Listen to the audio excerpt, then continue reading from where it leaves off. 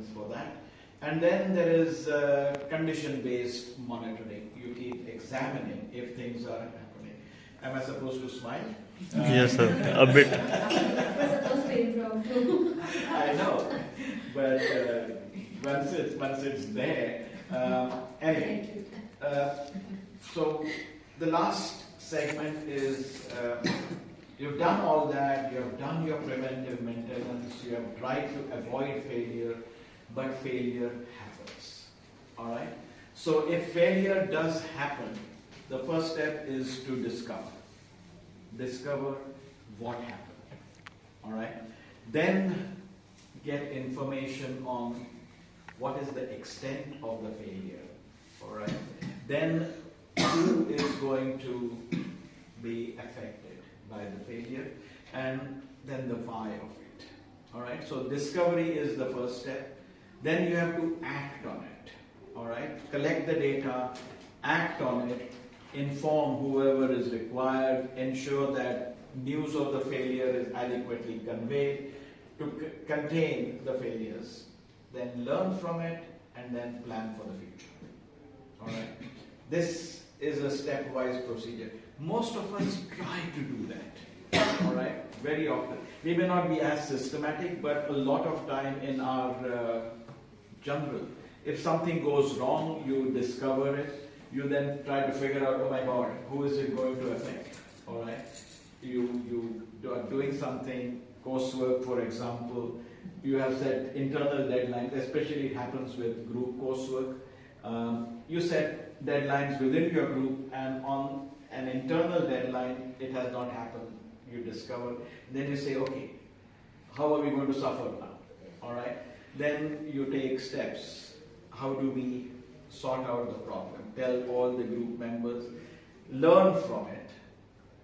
One learning would be never work with that group member again. Yeah, that is an important learning. But also ensure that despite your best intention, some failure will take place. All right, and then plan for the future, because accidents don't happen only to careless people. Accidents happen to even if you are careful. When you're over careful also. Over careful. All right. Yeah. So one has to be clear about how to do that. So this is what it is: discover, act, learn, plan, and so on and so forth. All right.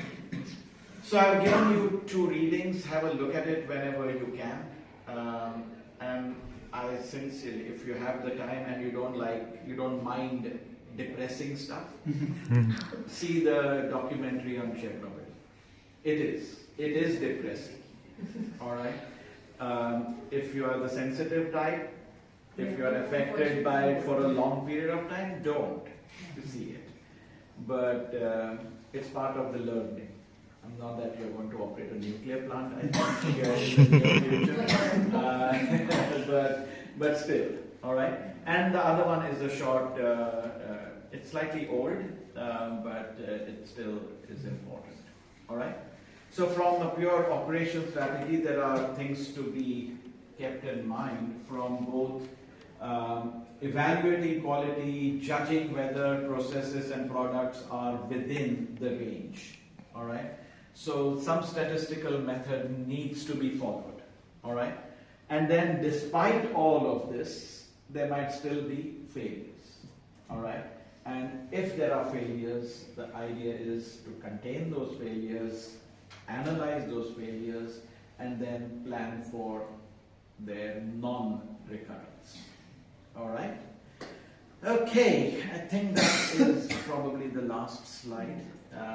With this, we have finished 8 sessions. All right, and this is my last session with you. Right.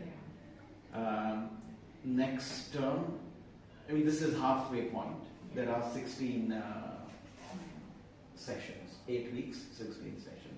It'll probably be Dr. Srijit, who is already doing this in DIAC. All right. So he will take over from the second term. All right. Okay, so that's it. All the best to all of you. Thank you for attending. Twice a week, which is a bit excessive. I completely get it. But then that is this new learning framework where it's a concentrated dose so that you don't forget. I don't see if you will forget. But I thought once a week is good enough. But we have moved on to a new system. All right.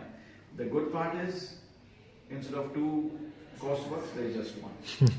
There used to be, yeah, that's the plus part of it.